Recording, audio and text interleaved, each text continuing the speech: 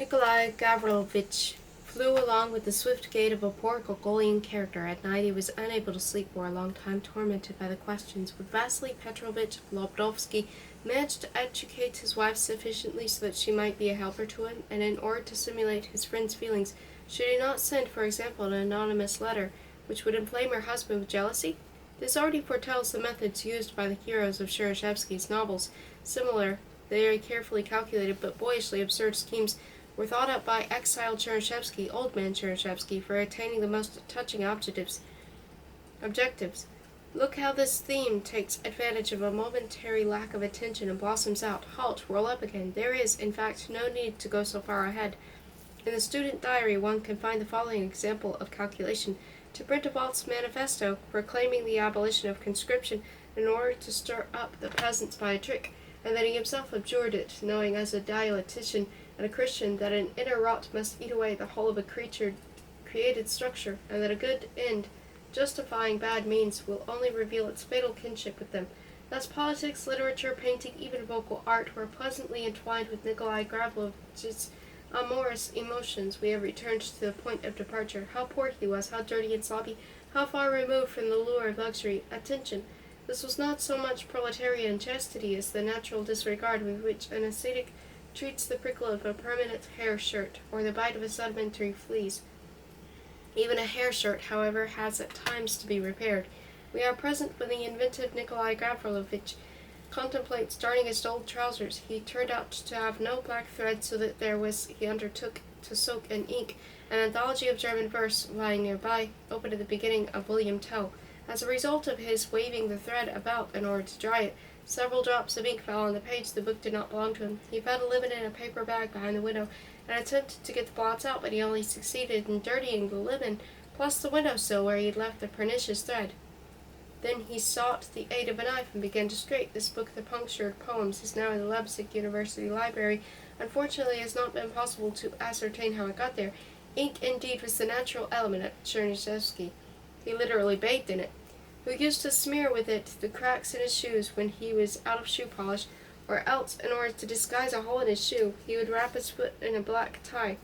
He broke crockery, soiled and spoiled everything. His love for materiality was not reciprocated. Subsequently, during penal servitude, he turned out to be not only incapable of doing any of a convict's special tasks, but also was famous for his inability to do anything at all with his hands. At the same time, he was constantly butting in to help his fellow man. "Keep out of what does not concern you, you pillar of virtue," the other convicts used to say gruffly. We have already glimpsed the confusedly hurrying youth being shoved on the street. He rarely grew angry. Once, however, not without pride, he noted how he had revenged himself upon a young cab driver who had caught him a blow with his shaft. Wordlessly diving across the sled between the legs of two startled merchants, he tore out a tuft of his hair. In general, however, he was mild and open to insults, but secretly he felt himself capable of the most desperate, the most crazy actions. On the side, he began dabbling in propaganda by conversing with moujiks, with an occasional Neva ferryman, or an alert pastry cook. Enter the theme of pastry shops. They have seen a good deal in their time. It was there that Pushkin gulped down a glass of lemonade before his duel. There that Sophia Perovsky and her companions each took a portion of what history did not quite manage to before proceeding to the Canal Quay to assassinate Alexander II. Our hero's youth had been bewitched by pastry shops, so that later, while on hunger strike in the fortress, he, in What to Do, filled this or that speech with an involuntary howl of gastric lyricism. "Do you have a pastry shop in the vicinity? I wonder if they have ready-made walnut tarts. To my taste they're the best of the tarts, Maria Alexievna." But in contradiction to his future recollection, pastry shops and cafes seduced him not at all with their victuals, not with puff pastry made of rancid butter, and not even the cherry jam doughnuts. Newspapers, gentlemen, newspaper. That is what they seduced him with. He tried various cafes, choosing such as had the most newspapers or places where it's simpler and freer. Thus at Wolf's most last times, instead of his Wolf's white bread, I had coffee with a reed, my favorite Kopak twist, the last time not hiding, i.e. the first of these last two times. The punctualist detail of his diary causes an itching in the cerebellum. He hid, not knowing how they would accept pastry brought from outside. The place was warm and quiet, and only now then did a southwest little wind blowing from the newspaper pages caused the candle flames to vacillate. Disturbances have already touched the Russia entrusted to us, as the Tsar put it. May I have the Independence Belge? Thank you. The candle flames straightened up. It is quiet, but shots ring out in the Boulevard des Capuchins. The revolution is nearing the Tuileries, and now Louis Philippe takes to flight along the Avenue de Neuilly in a fiacre. And afterwards he was plagued by heartburn. In general, he fed on all sorts of odds and ends, being indigent and impractical. Nekrasov's ditty is appropriate here. Since delicacies tougher than tinware I would eat, such bellyaches I'd suffer that self itself seems sweet. I'd walk miles with that feeling, I'd read until day broke. My room had a low ceiling, and my goodness, how I'd smoke. Nikolai Gavrilovich, incidentally, did not smoke without reason. It was precisely Zhukov cigarettes that he used for relieving indigestion, and also toothache. His diary, particularly for the summer and autumn of 1849, contains a multitude of most exact references as to how and where he vomited. Besides smoking, he treated himself with rum and water, hot oil, English salts, centuary with bitter orange leaves, and constantly, conscientiously, with a kind of odd gusto, employed the Roman method, and probably would ultimately have died of exhaustion if he, graduated as a candidate and retained at the University for advanced work, had gone to Saratov. And then in Saratov. But no matter how much we should like to lose no time in getting out of this back alley to which talk of patisseries has led us, and cross over to the sunny side of Nikolai Gavrilovich's life, still for the sake of a certain hidden continuity, we must hang around here a little longer. Once in a great need, he rushed into a tenant house on the Gorohovaya. There follows a wordy description and afterthoughts of the house's location, and was already adjusting his dress when the girl in red opened the door. Catching sight of his hand, he had wanted to hold the door. She let out a cry, as is usually the case. The heavy creak of the door, its loose, rusty hook, the stink, the icy cold, all this dreadful. And yet the queer fellow was quite prepared to debate with himself about true purity, noting with satisfaction that I didn't even try to discover whether she was good-looking. When dreaming, on the other hand, he looked with a keener eye, and the contingency of sleep was kinder to him than his public destiny. But even here, how delighted he was when in his dream he thrice kisses the gloved hand of an extremely fair-haired lady, the mother of a presupposed pupil, sheltering him in his dream. All this the style of Jean-Jacques. But he is unable to reproach himself for a single carnal thought. His memory, too, turned out to be keen-eyed when he recalled that, secured to his young yearning for beauty. At the age of 50, in the letter from Siberia, he evokes the angelic image of a girl he had once noticed in his youth at an exhibition in industry and agriculture. Now there was a certain aristocratic family walking along, he narrates in his later biblically slow style. She appealed to me, this girl. Verily, she appealed to me. I walked alongside about 3 paces away and admired her. They belonged obviously to the highest society. Everyone saw this from their extraordinarily nice manners. There is a little Dickensian fly in his treacly pathos, as Starnulubsky would remark. But still we must not forget that this is being written by an old man half crushed by penal servitude, as Nabokov would justly put it. The crowd gave way before them. It was quite free to walk at about 3 paces distance without taking my gaze off that girl, poor satellite, and this lasted for an hour or more. Oddly enough, exhibitions in general, for instance, the London one of 1862 and the Paris one of 1889, had a strong effect on his fate. Thus, Bouvard and Pouchet, when undertaking a description of the life of the Duke of Angoulême, were amazed by the role played in it by Bridges. It follows from all this that upon arriving in Saratov, he could not help but fall in love with the 20-year-old daughter of Dr. Sokrat Vasilev, a gypsyish young lady with earrings hanging from the long lobes of her ears, which were half concealed by the folds of her dark hair. A teasing, affected creature, the cynosure and ornament of provincial balls, in the words of a nameless contemporary, she seduced and stupefied our clumsy virgin in the rustle of her sky-blue shoulders and the melodiousness of her speech. Look, what a charming little arm, she would say, stretching it out toward his mystic glasses, a bare dusky arm with a glistening bloom along it. He rubbed himself with an attar of roses and shaved bloodily. And what serious compliments he thought of. You should be living in Paris, he said earnestly, having leaned elsewhere, that she was a democrat. Paris for her, however, meant not the hearth of science, but the kingdom of strumpets, so that she was offended. Before us is the diary of my relations with her, who now constitutes my happiness. The easily carried away Steklov refers to this unique production, reminding one most of all of the extremely conscientious business report, as exultant hymn of love.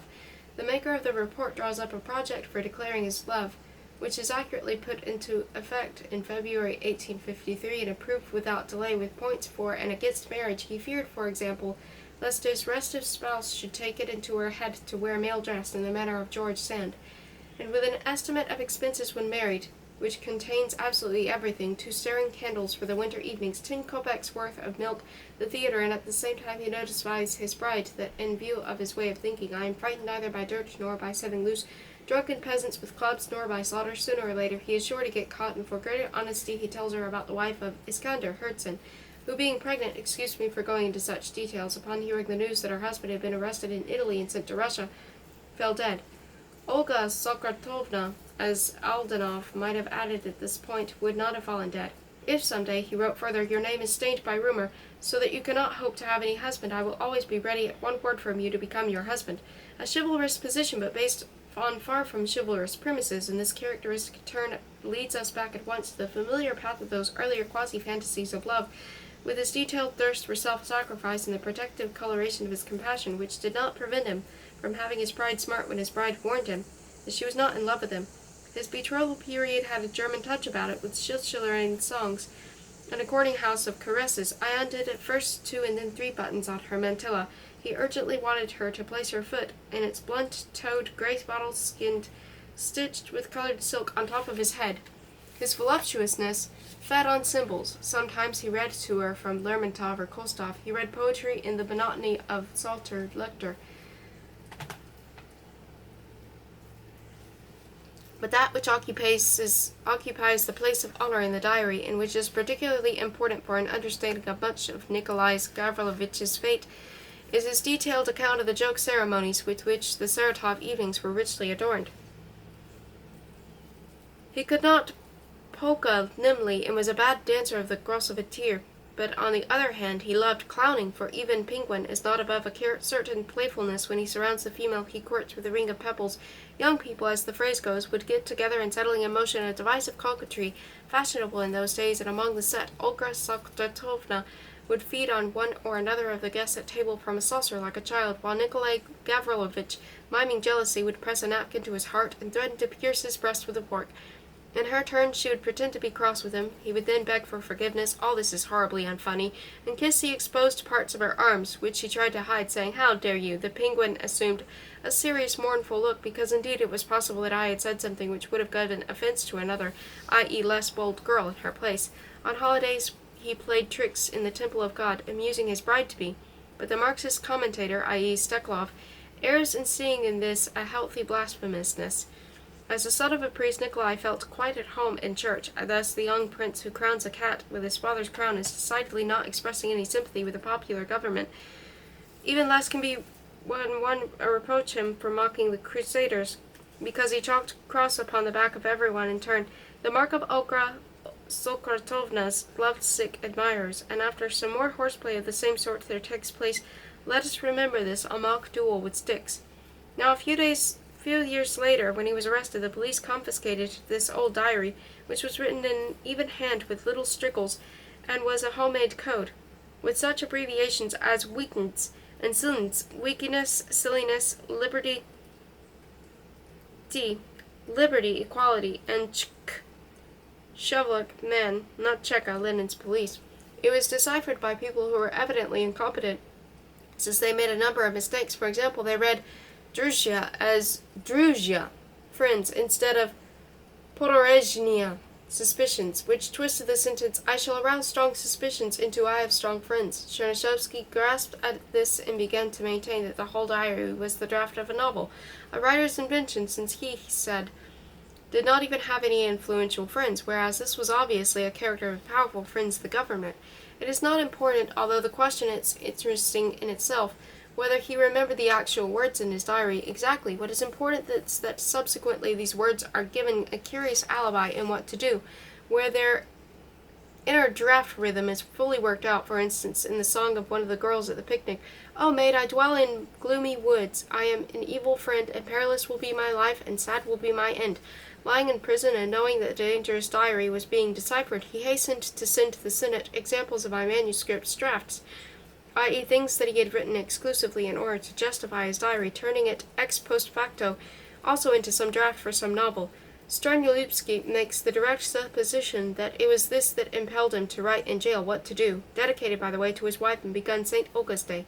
Therefore, he could express his indignation over the fact that a judicial meaning was given to scenes he had invented.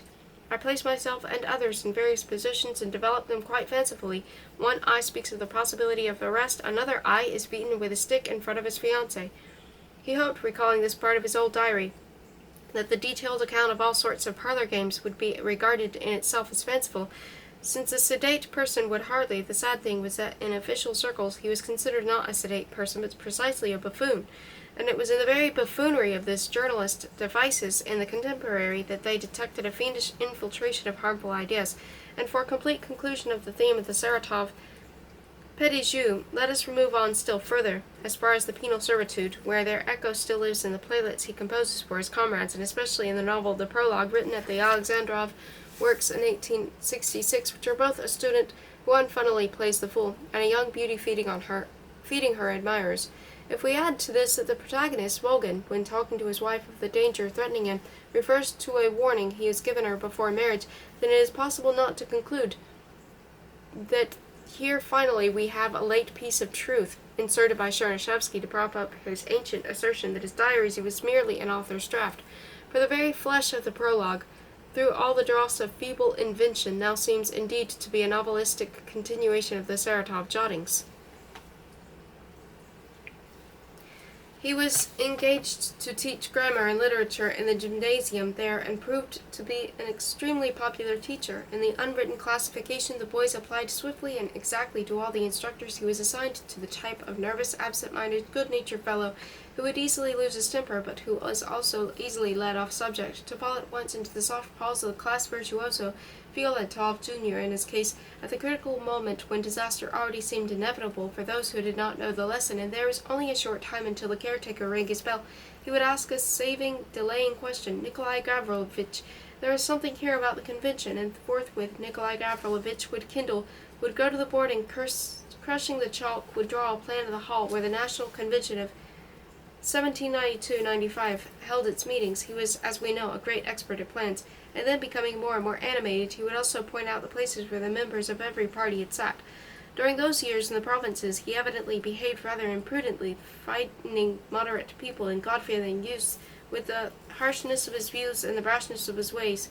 A slightly touched-up story has been preserved to the effect that the coffin had already hardly been lowered at his mother's funeral before he lit up a cigarette and went off arm in arm with Olga Sokotovna, whom he married 10 days later. But the upper formers were swept away by him. Some of them subsequently became attached to him with that rapturous ardor with which the young people of this didactic era clung to the teacher who was on the brink of becoming a leader.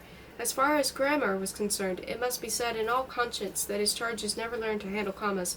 Were many of their number there 40 years later at his funeral? According to some sources there were 2, according to others none at all. And when the funeral procession was about to stop the Saratov school building in order to chant a litany, the director sent to inform the priest that this, was undesirable, and accompanied by a stumbling, long-skirted October wind, the procession went by. Much less successful than his career in Saratov was his teaching after his transfer to St. Petersburg, where for several months during 1854 he taught in the 2nd Cadet Corps. The cadets behaved rowdily at his lessons, shouting shrilly at the recreants only served to augment the confusion. You couldn't get very warmed up about Montagards here. Once during an interval there was some noise in one of the classrooms. The officer on guard went in, barked, and left relative order behind him. In the meantime noise broke out in another classroom, which the interval was now over. Chernyshevsky had just entered with his briefcase under his arm. Turning to the officer, he stopped him with the torch of his hand, and said with restrained irritation, looking over his glasses, "No, sir, you can't come here now." The officer felt insulted. The teacher refused to apologize and left. Thus began the theme of officers. The preoccupation with enlightenment, however, had now been formed in him for the rest of his life, and from 1853 to 1862 his journalistic activities were thoroughly imbued with an aspiration to feed the lean Russian reader with a diet of the most variegated information. The portions were huge, the bread supply inexhaustible, and nuts were provided on Sundays. For while stressing how important were the meat dishes of politics and philosophy, Nikolai Gavrilovitch never forgot the sweet either. From his review of Amarantov's indoor magic, it is clear that he had tried out this entertaining physics at home, and to one of the best tricks, namely carrying water in a sieve, he added his own amendment.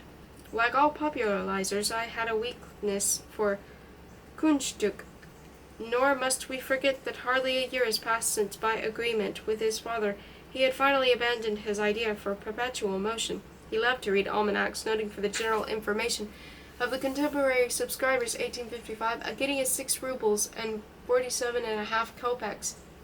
The North American dollar is 1 silver ruble and 31 kopecks, or else he would inform that the telegraph towers between Odessa and Ochkov had been built from donations. A genuine encyclopedist, a kind of Voltaire, with stress true on the first syllable, he unstingingly copied out thousands of pages. He always was ready to embrace the rolled-up carpet of any chance subject and unfold the whole on it before the reader, translated a whole library, cultivated all genres right down to poetry, and dreamed to the end of his life of composing a critical dictionary of ideas and facts, which recalls Flaubert's caricature, that Dictionnaire des idées reçues, whose iconic epigraph, "The majority is always right," Chernyshevsky would have adopted in all seriousness. On this subject, he writes to his wife from the fortress, telling her with passion, sorrow, bitterness, about all the titanic works which he will still complete.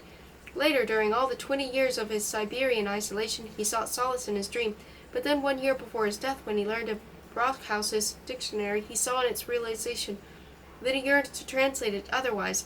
They would stuff it with all sorts of rubbish, such as minor German artists, deeming that such a work would be the crown of his entire life. It turned out that this too had already been undertaken.